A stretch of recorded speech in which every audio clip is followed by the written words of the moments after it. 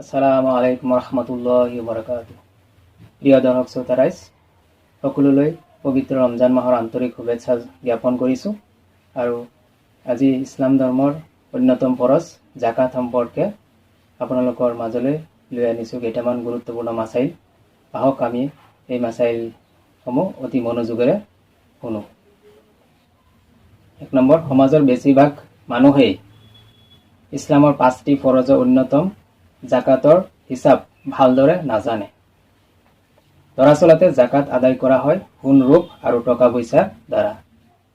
যদি কাৰোবাৰ 7.5 তোলা সোণ থাকে অথবা 52.5 তোলা ৰূপ থাকে, তেন্তে ব্যক্তিজনে নিজৰ সোণ বা ৰূপৰ 40 ভাগৰ এভাগ অথবা তাৰ মূল্য আদায় কৰিব লাগিব। উদাহৰণস্বৰূপে ধৰা হওক বৰ্তমান 1 তোলা সোণৰ বজাৰ মূল্য 36,500 টকা। সেই হিচাপে 7.5 তোলা সোণৰ মূল্য 2,73,750 টকা হয় আৰু ইয়াৰ জাকাত ৱাজিব হোৱাৰ পৰিমাণ হ'ল 6,843.75 টকা।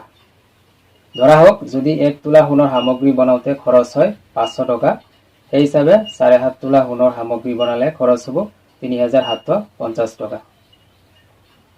সোণৰ মূল্য আৰু সোণৰ বস্তু সামগ্ৰী বনোৱাৰ খৰচখিনি একগোট কৰিলে সোণৰ বস্তু সামগ্ৰী বা অলংকাৰৰ মুঠ মূল্য হ'ব 2,77,500 টকা। এতেকে এই উল্লেখিত পৰিমাণৰ টকাৰ জাকাত ৱাজিব হোৱাৰ পৰিপ্ৰেক্ষিতত ব্যক্তিজনে জাকাত হিচাপে আদায় কৰিব লাগিব 6,937.50 টকা। মাছাইলে মুহিম্মা খণ্ড 2। জাকাত সম্পৰ্কে পবিত্ৰ কুৰাণৰ সূৰা তাওবাৰ পৰা এটি গুৰুত্বপূৰ্ণ মাসলা আপোনালোকৰ আগত পাঠ কৰিব খুজিছোঁ।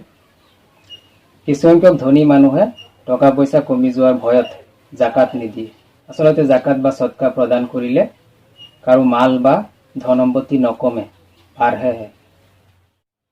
বহুতে ভুলকৈ ভাবে যে শৰীৰত বা দেহাংগত পিন্ধি ব্যৱহাৰ কৰি থকা সোণ ৰূপৰ আ অলংকাৰৰ জাকাত দিব নালাগে।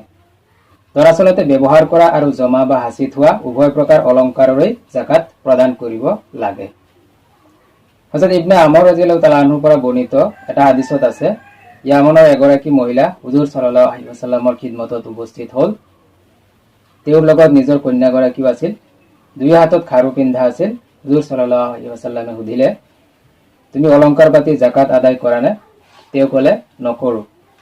হুজুৰ সাল্লাল্লাহু আলাইহি ওয়াসাল্লামে ইৰশাদ কৰিলে, তোমাৰ দুয়ো খাৰুক আল্লাহ তাআলাই জুই বনাই দিব। মহিলাগৰাকীয়ে ক'লে, ইয়া হ'ব নোৱাৰে। তেতিয়া হুজুৰ সাল্লাল্লাহু আলাইহি ওয়াসাল্লামে হুকুম দিলে, তুমি জাকাত আদায় কৰি দিয়া। লগে লগে তেওঁ দুয়োপাত খাৰু খুলি হুজুৰ সাল্লাল্লাহু আলাইহি ওয়াসাল্লামৰ খিদমতত অৰ্পণ কৰিলে আৰু ক'লে, এই খাৰু দুপাত আল্লাহ আৰু ৰাসূল সাল্লাল্লাহু আলাইহি ওয়াসাল্লামৰ কাৰণে, অৰ্থাৎ সদকাৰ অন্তৰ্ভুক্ত। আবু দাউদ পৃষ্ঠা 228, নাসাই পৃষ্ঠা 343, ৰাউজাতুল ফাতাৱা। 4 নম্বৰ, একাংশ লোকৰ ভুল ধাৰণা যে হাৰাম মালৰ জাকাত দিয়া জায়েজ নহয়। দৰাচলতে জাকাত ৱাজিব হোৱাৰ চৰ্ত হৈছে মাল বস্তুৰ মালিক হোৱা। জাকাতৰ বাবে নিজৰ আয়ত্তাধীন মাল বস্তু হালাল নে হাৰাম সেয়া বিচাৰ্য বিষয় নহয়। অৱশ্যে আল্লাহৰ ওচৰত কবুলিয়ত গ্ৰহণযোগ্যতাৰ বাবে জাকাতৰ মালখিনি পবিত্ৰ বা হালাল হোৱা বাঞ্ছনীয়।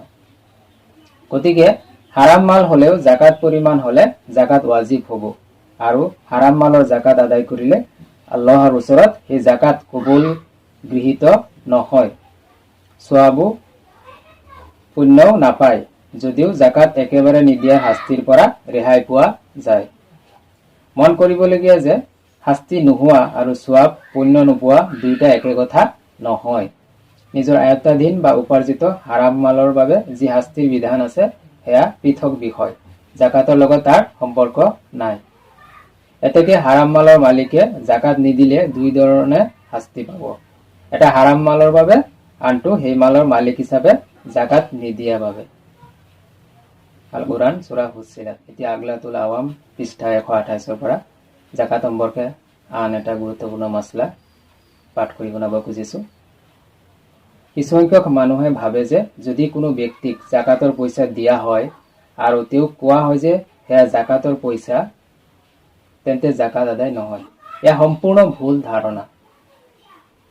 প্ৰকৃততে জাকাত গ্ৰহণ কৰা ব্যক্তিক জাকাতৰ কথা প্ৰকাশ্যভাৱে নোকোৱাটো উত্তম।